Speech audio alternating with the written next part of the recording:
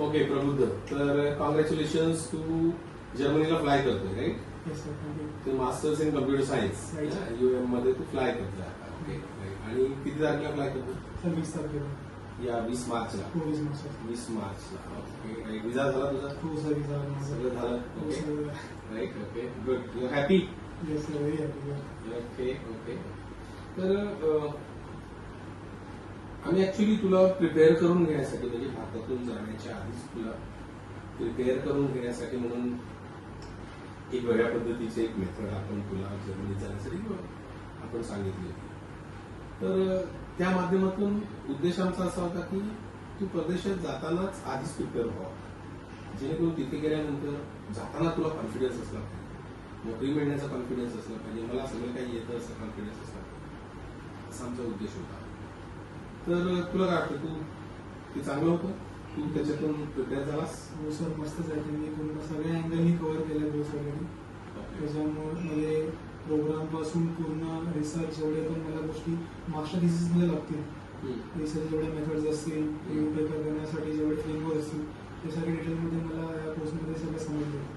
त्याच्यामुळे मी कोणताही research paper दिला की तो मी फक्त ॲबस्ट्रॅक्ट पासून सांगू शकतो की त्यामध्ये पेपरचा नक्की ओव्हरव्ह्यू काय आहे हे देऊ शकतो त्यामध्ये, आणि कुठला पेपर लेजिटिमेट आहे आणि कोणता पेपर यूज करू शकतो तो पण मी सांगू शकतो. त्यामुळे ते एक ॲडव्हान्टेज आहे. त्याच्यासोबतच मी जे सिस्टीम डिझाईन, डिस्ट्रिब्युटेड सिस्टीम आणि सोबत डेटा इंजिनिअरिंगचा कोर्स करतो आहे कंटिन्यू, त्याच्यामुळे जे एक ॲडव्हान्स जे आहेत ते मला स्क्रॅच कंपनी शिकवले सगळं, आणि ते मला सॉफ्टवेअर इंजिनिअरिंगच्या जर्नीमध्ये खूप हेल्पफुल असेल.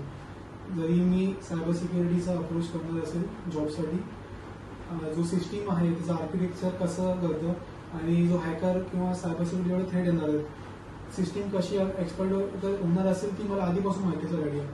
म्हणजे जेवढे पण मला इन्सिडेंट रिस्पॉन्स करण्यामध्ये मला टाईम वाचेल आणि मी ती चांगली रेग्युलेट करू शकेल. त्याच्यामुळे जे इंडस्ट्रीला जे लॉसेस असतील त्याच्यामुळे कमी येईल करू शकतो.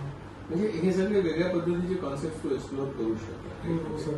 आणि परदेशातल्या डिग्री एसेन्शियली रिसर्च ओरिएंटेड असतात, हो सर. तर you are prepared for that. Right sir. Okay. पण आता हे करत असताना तू काय 2-3 वेगळे मॉड्यूल्स आम्ही तुला त्या ह्याच्यात होते.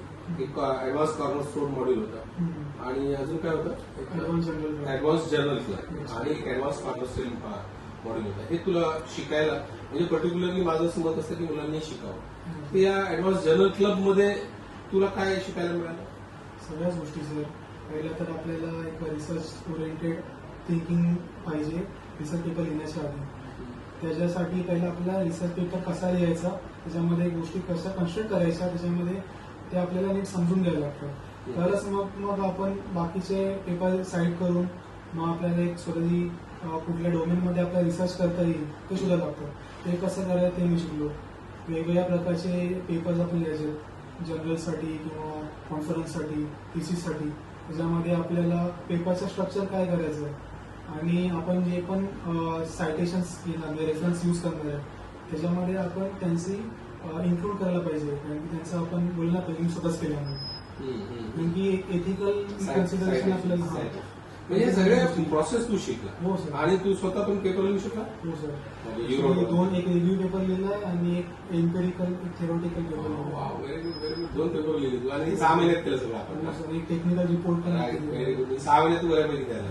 बरं, ऍडव्हान्स कॉर्नरस्टोन मॉड्यूल मध्ये काय होतं?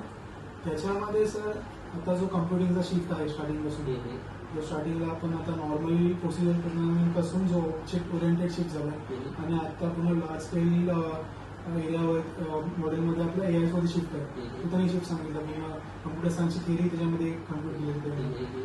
त्याच्यानंतर आम्हाला जे फ्रेमवर्क्स इव्हॅल्युएट करू शकतो पेपर रिव्ह्यूसाठी ते सगळे आम्हाला सांगितलं आणि त्यासोबतच बऱ्याच गोष्टी त्यांनी करून घेतल्या.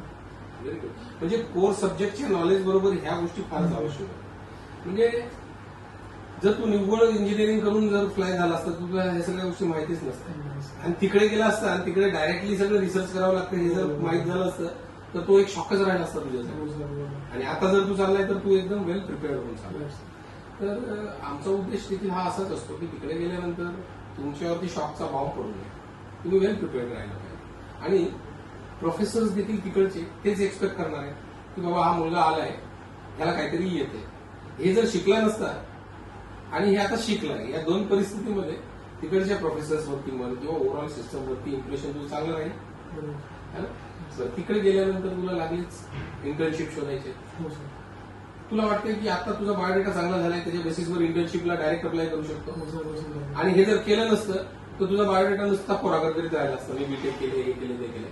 तुला इंटर्नशिप मिळण्याचा चान्स पण कमी झाला हो असता. सर. असं वाटतंय तुला? हो सर. म्हणजे हे जे आपण प्रक्रिया जी आपण अडॉप्ट केली की बाबा तू आधी पहिलं तयार हो, तुझं प्रोफाईल बिल्ड होऊन जाऊ दे आणि मग तू जा. You think this is right? Right sir. Everybody should do it. हो सर. म्हणजे जातानाच आपण प्रिपेअर होऊन गेलो. हो, हो.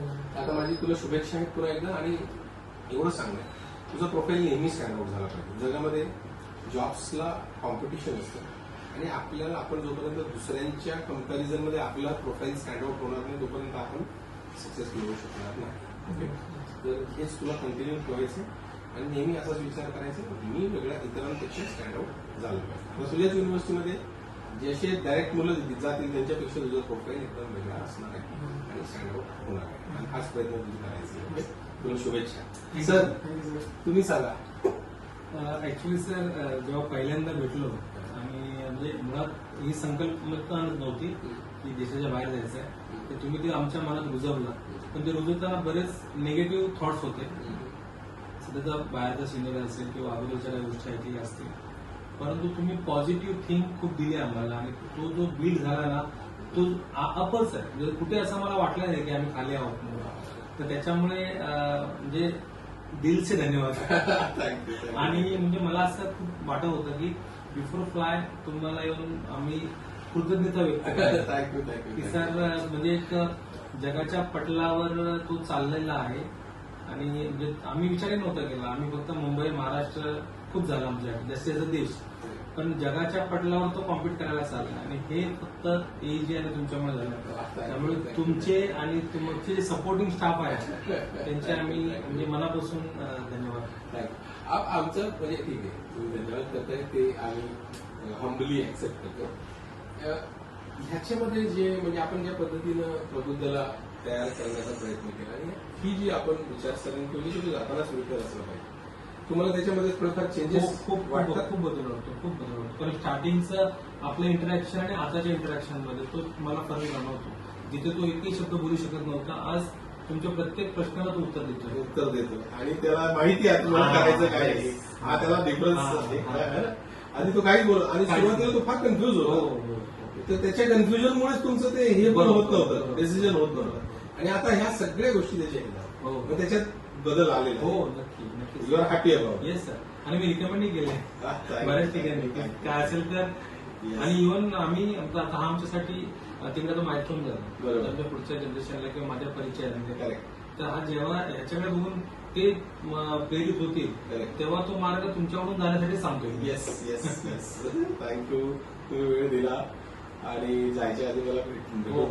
चालवायची. थँक्यू त्याबद्दल.